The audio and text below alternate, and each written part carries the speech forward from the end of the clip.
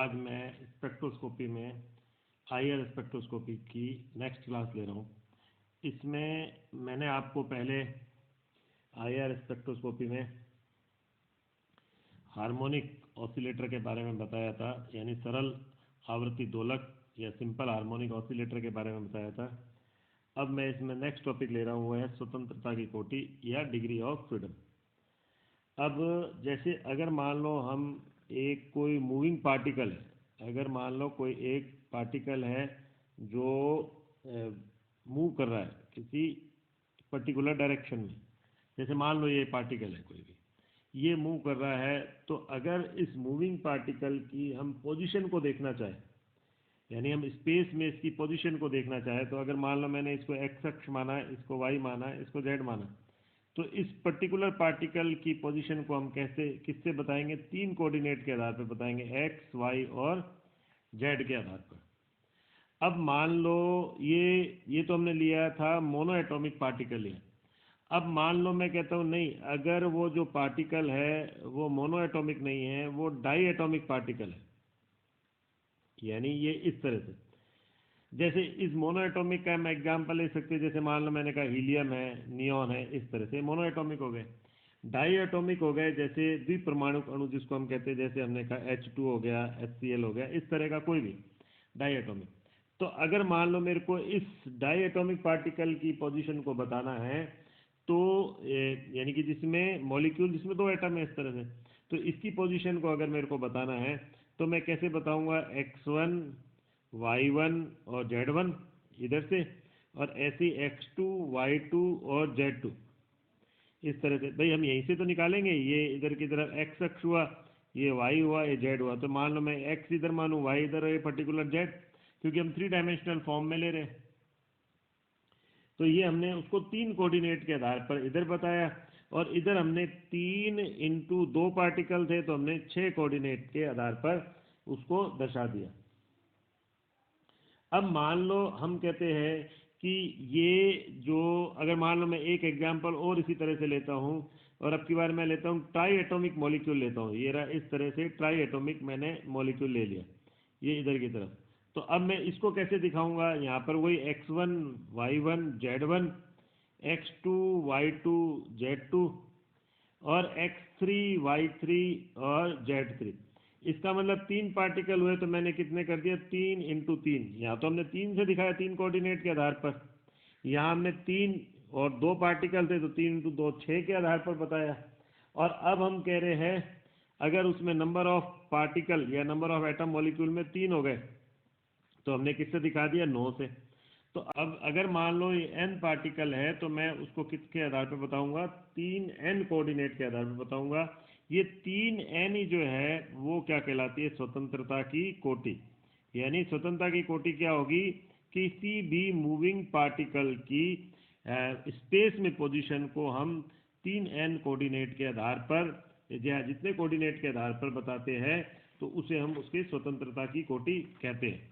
यानी एक पार्टिकल या एक मॉलिक्यूल जो भी है स्वतंत्र रूप से कितने तरीके से मूव कर सकता है या कितनी डायरेक्शन में मूव कर सकता है, हम उसको एक स्वतंत्रता की कोटि के आधार पर दर्शाते हैं। अब ये जो 3n है, यानी ये स्वतंत्रता की कोटि, ये जो है ये डिपेंड करती है किस पर? वो डिपेंड करती है, एक तो हम कहते हैं ट्रांसलेशनल डिग्री ऑफ फ्रीडम, यानी ट्रांसलेशनल का मतलब हो गया स्थानांतरण की स्वतंत्रता कोटि, प्लस घूर्णन की स्वतंत्रता कोटि यानी रोटेशनल डिग्री ऑफ फ्रीडम,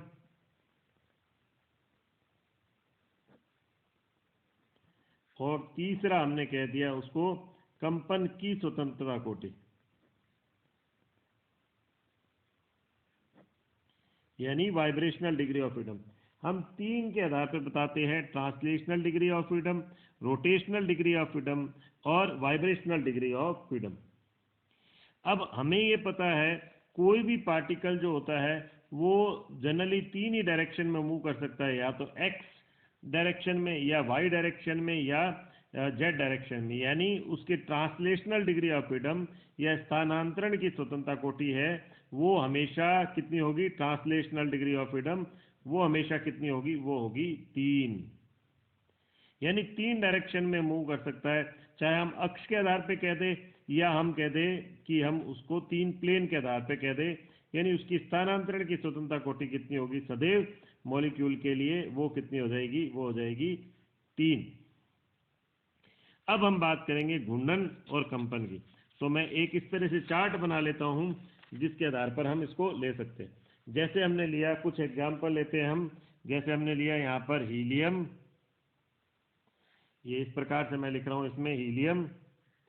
ये हमने लिया नियॉन, ये H2, ये HCl, यहाँ हमने अणु लिख दिया। अब हालांकि ये मोनो एटॉमिक मॉलिक्यूल है, और इसी तरह से HCl के बाद हमने लिख दिया CO2, SO2, और इसके अलावा हमने लिख दिया उसमें CH4, जैसे हमने लिख दिया C2H6, और एक और हमने ले लिया बेंजीन।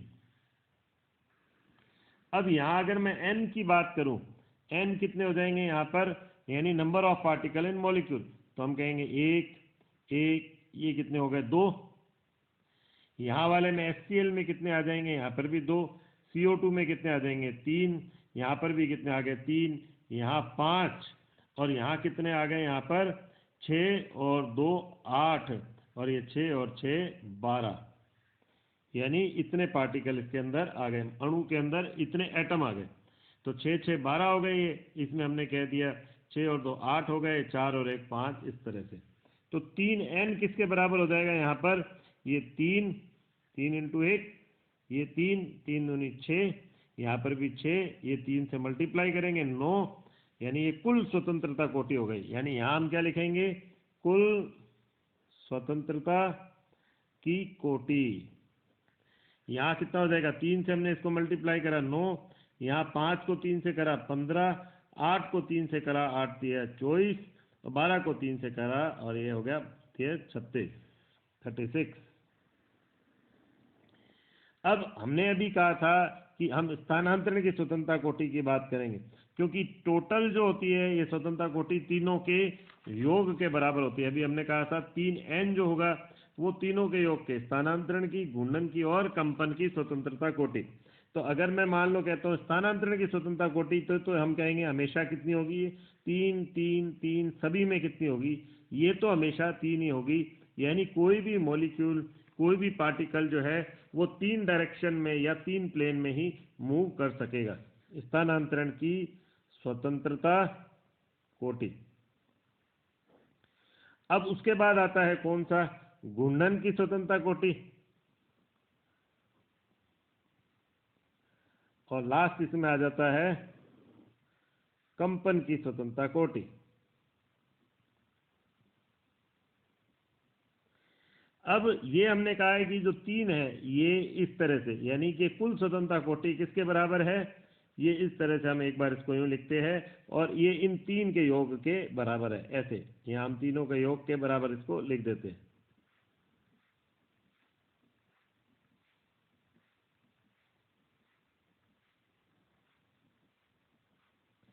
अब ये तो टोटल 3 है, तो यहाँ पर हमने इसका मतलब कितनी हो गई, ये दोनों में 0 0 हो गई। ये भी 3 है क्योंकि कुल स्वतंत्रता कोटि 3, और स्थानांतरण की भी 3 हो गई, तो ये भी 0 0 हो गई। अब यहाँ ये 3 है H2 में, और ये H2 वाले केस में यहाँ ये 3 है। तो अब ऐसी स्थिति में क्या हो जाएगा, ये तो 3 आ गई, लेकिन ये कितनी होगी इसे हम देखेंगे। तो जो प्लेनर मॉलिक्यूल होता है, जैसे हम एक एग्जांपल लेते हैं, जैसे जो भी कोई मान लो लीनियर मॉलिक्यूल है, रेखिक अणु है, तो उसमें क्या होगा, उसमें 2 तरह के रोटेशन होंगे। मैं आपको बताता हूँ ये एग्जांपल से करके कि किस तरह से उसमें रोटेशन होंगे। अब जैसे कोई रेखिक अणु है, अब मान लो ये रेखिक अणु है, तो रेखिक अणु में कितने तरह के रोटेशन होंगे, एक रोटेशन तो ये होगा इस तरह का रोटेशन, यानी इसको क्या बोलेंगे, ये end over end rotation in plane. और एक रोटेशन कैसे होगा, ये वाला रोटेशन होगा, ये रहा end over end rotation perpendicular to plane. अब ये वाला रोटेशन नहीं होगा, अगर मैं इसको इस तरह से रोटेट करूं, यानी ये इस तरह से रोटेट करूं, तो ये रोटेशन नहीं होगा, क्योंकि यहाँ पर पार्टिकल की पोजीशन चेंज नहीं हो रही। तो लीनियर जो अणु है, जैसे H2 है उसमें 2 हो जाएंगे, HCl है उसमें भी 2 हो जाएंगे, CO2 है उसमें भी घूर्णन की स्वतंत्रता कोटि 2 होगी। लेकिन अगर मान लो मैंने SO2 लिया, अब मैं SO2 यानी कि नॉन लीनियर हुए, तो उसमें हम किस तरह से देखेंगे, एक तो यही रोटेशन हो ही गया, ये मान लो नॉन लीनियर मॉलिक्यूल है, ये रहा नॉन लीनियर, मैं इसको यूं दिखा देता हूँ, नॉन लीनियर है, एक तो ये रोटेशन हो ही गया, ये रहा एक रोटेशन, ये रहा, दूसरा कौन सा हो जाएगा, दूसरा ये वाला रोटेशन, कि हम इसको यूं पकड़ते हैं और ये रोटेशन, मान लो ये H2O मॉलिक्यूल की हम बात करें तो ये रहा नॉन लीनियर मॉलिक्यूल में इस तरह का रोटेशन, ये इस तरह का, यानी ऐसे। और तीसरा कौन सा रोटेशन होगा, एक तो हमने कहा है कौन सा रोटेशन, एक तो ये रोटेशन, यानी कि हम इसको इस तरह से रोटेट कर रहे हैं, ये ऐसे करके। दूसरा कौन सा रोटेशन हो गया, दूसरा ये वाला रोटेशन, ये ऐसे करके, ये रहा इस तरह का रोटेशन। और तीसरा कौन सा हो जाएगा, तीसरा इस तरह का रोटेशन, यहाँ पर ये पोजीशन चेंज हो रही है यहाँ पर। तो तीन तरह के जो रोटेशन है नॉन लीनियर मॉलिक्यूल में होंगे। तो ये नॉन लीनियर यानी SO2 में 3, CH4 में 3, C2H6 में 3 और C6H6 में भी 3 रोटेशन होंगे। अब अगर मान लो मेरे को नियॉन, इनमें तो स्वतंत्रता कौन सी निकालनी है, कंपन की स्वतंत्रता कोटि। तो अब हमारे पास ये आ गया 6, ये आ गया 3, 2 और यहाँ कितना आ जाएगा 1, यहाँ पे भी 3, 2 और 1, CO2 में भी 3, 2 और 1, नहीं 3, 2, क्योंकि 3, 2 और 1 यानी 6 हो गए, यहाँ पर, यहाँ 9 है, तो 3, 2 और कितना आ जाएगा यहाँ पर, यहाँ पर हो गया 5, ये आ जाएगा आपके पास 4, ऐसे 3, 3, अब की बार SO2 है।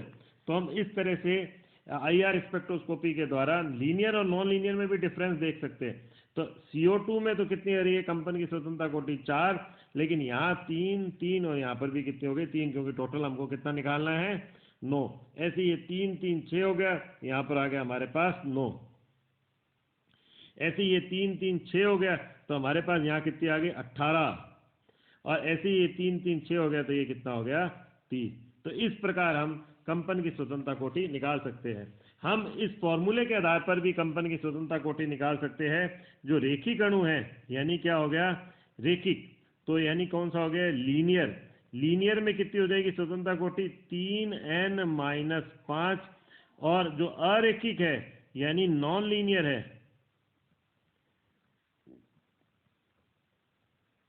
उसमें कितनी हो जाएगी 3n-6।